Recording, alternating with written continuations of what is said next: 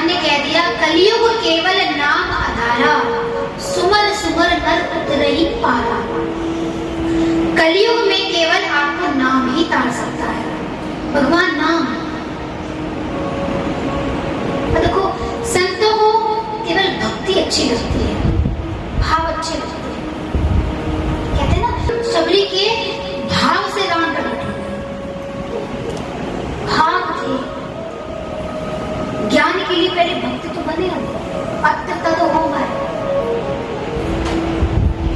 कहते हैं परीक्षित जी को जब भाव हुआ कि मैं इस संसार सागर से मुक्ति का कुछ प्रण करूं, तो सुखदेव मुनि प्रकट हो गए।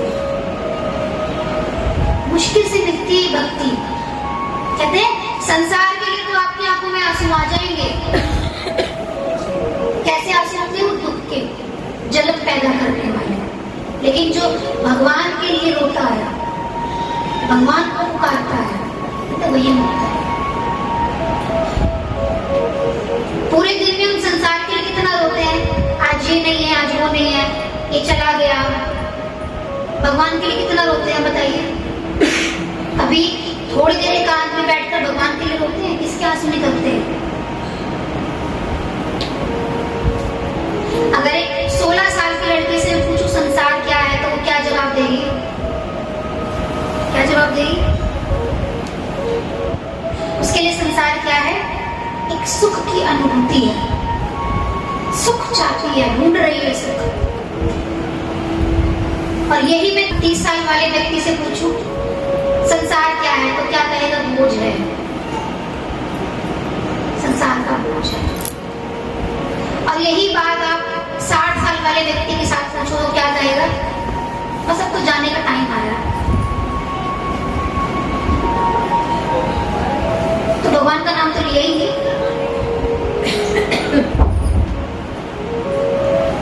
कहते हैं ना जब भगवान कृष्ण ब्रिज में प्रकट हुए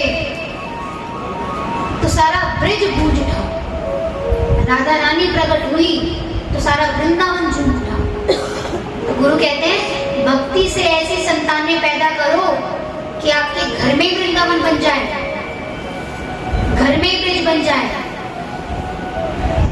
जिस घर में ऐसे संस्कार वाला बच्चा पैदा होता है, सारे देवी देवता वहां वास करने लग जाते हैं। और हम कैसी संतानें चाहते हैं?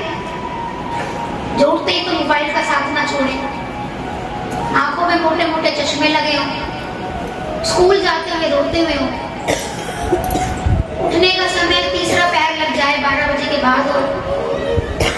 तो बताइए भक्ति कहाँ से आएगी? कहाँ से आएगी भक्ति?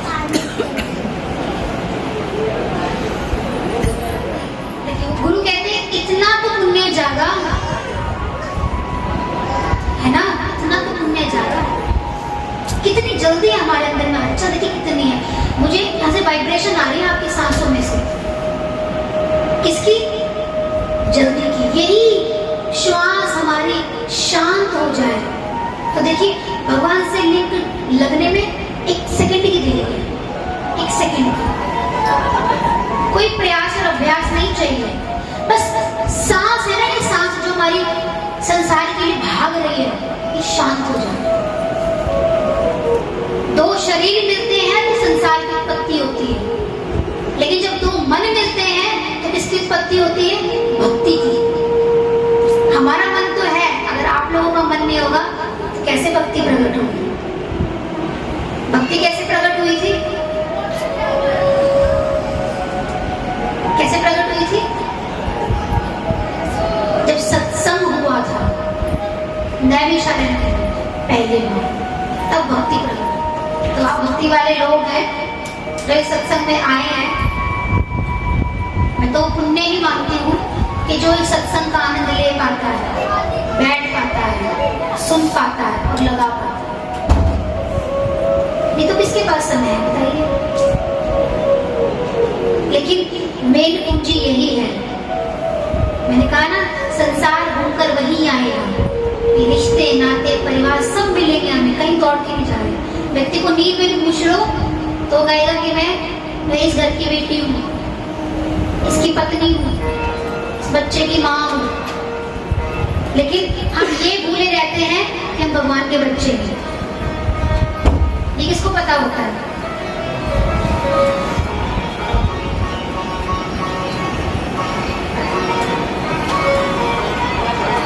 तो इसलिए भक्ति में थोड़ा समय लगाइए।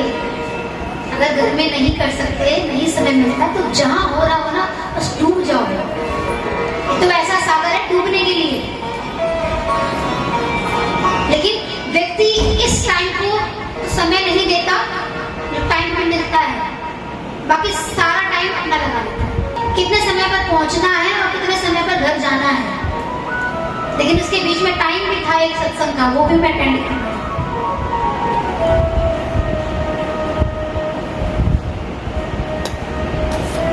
देखिए, सुनने वालों को सेटिस्फेक्शन शायद हो जाए, लेकिन बोलने वालों को कभी नहीं आती।